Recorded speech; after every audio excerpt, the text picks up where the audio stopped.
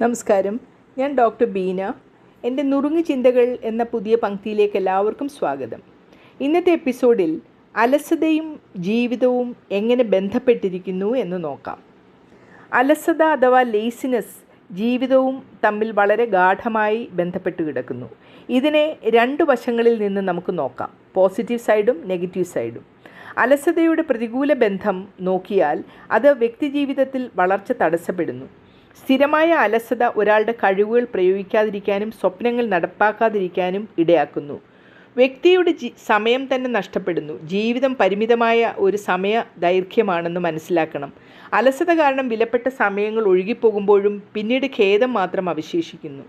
ആത്മവിശ്വാസം കുറയുന്നു. ഒന്നും പൂർത്തിയാകാതെ അലസതയിൽ ജീവിക്കുന്നവർക്ക് സ്വയം വിശ്വാസം തന്നെ കുറഞ്ഞു പോകുന്നു. ബന്ധങ്ങളെ അത് ബാധിക്കുന്നു. ഉത്തരവാദിത്തത്തിൽ വീഴ്ച വരുത്തുമ്പോൾ കുടുംബ ബന്ധവും അത് താറുമാറാക്കുന്നു. നാളെ ചെയ്യാം എന്ന ചിന്താഗതി രൂപപ്പെട്ടാൽ ജീവിതത്തിലെ ഒരു പ്രധാന ലക്ഷ്യങ്ങളും കൈവരിക്കാൻ സാധിക്കുകയില്ല.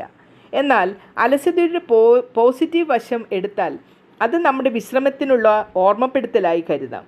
ചിലപ്പോൾ അലസത ശരീരത്തിൻ്റെയോ മനസ്സിൻ്റെയോ അടിയന്തര വിശ്രമാവശ്യകതയെ അറിയിക്കുന്നൊരു സൂചനയായിരിക്കാം. ചിലർക്ക് അലസത പോലെ തോന്നുന്ന സമയം ചിന്തകൾ മെച്ചപ്പെടാനും പുതിയ ആശയങ്ങൾ ജനിപ്പിക്കാനുമുള്ള സൃഷ്ടിപരമായ ഇടവേളയ്ക്ക് ഇടയാകാം. ഇടവേളകൾ ഇല്ലാതെ പരിശ്രമിക്കുമ്പോൾ ക്ഷീണിതരാകുന്നു. അലസത അവർക്ക് ബാലൻസ് കൈവരിക്കാൻ സഹായിക്കുന്നു.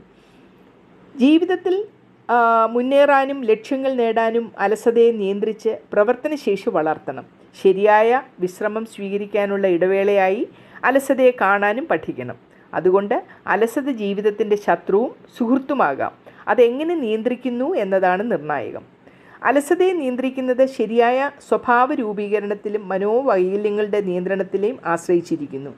അലസത വ്യക്തി ബന്ധങ്ങൾ, ആരോഗ്യം, സമയം, ആത്മവിശ്വാസം എന്നീ മേഖലകളെല്ലാം ബാധിക്കും. അതിനാൽ അലസതയെ മനസ്സിലാക്കി നിയന്ത്രിക്കുന്നത് ജീവിതത്തിൽ സുതാര്യത, ഉത്സാഹം, പുരോഗതി എന്നിവ കൊണ്ടുവരുവാൻ